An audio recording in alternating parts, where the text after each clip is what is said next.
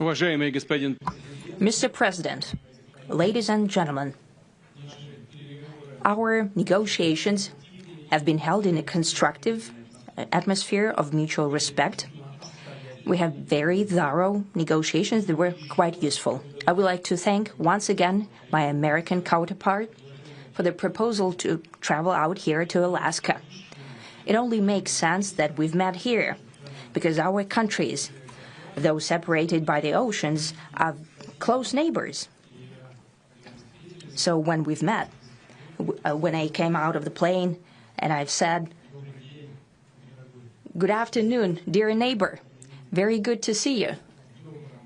In good health and to see you alive."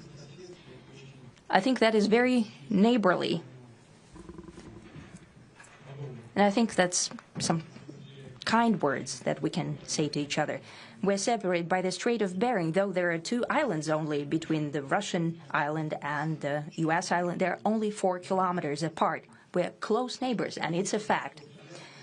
It's also important that Alaska has to do with our common heritage, common history between Russia and the U.S., and many positive events have to do with that territory.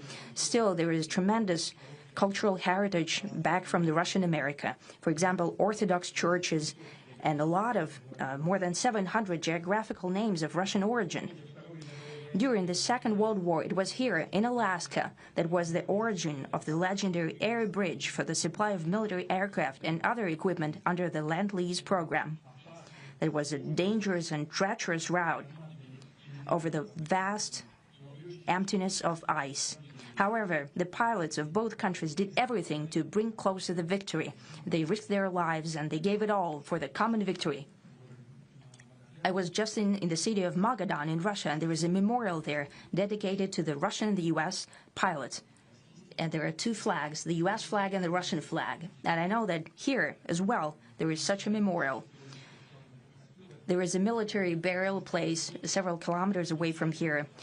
The Soviet pilots that buried there who died during that dangerous mission. We're thankful to the citizens and the government of the U.S. for carefully taking care of their memory. I think that's very worthy and noble. We'll always remember other historical examples when our countries defeated common enemies together in the spirit of battle camaraderie and allyship that supported each other and facilitated each other. I'm sure that this heritage will help us rebuild and foster mutually beneficial and equal ties at this new stage, even during the hardest conditions. It is known that there have been no summits between Russia and the U.S. for 4 years, and that's a long time. This time was very hard for bilateral relations, and let's be frank, they have fallen to the lowest point since the Cold War. I think that's not benefiting our countries and the world as a whole. It is apparent that sooner or later we had to amend the situation to move on from the confrontation to dialogue. And in this case, a personal meeting between the heads of state has been long overdue, naturally under the condition of serious and painstaking work, and this work has been done in general. Me and President Trump have very good direct contact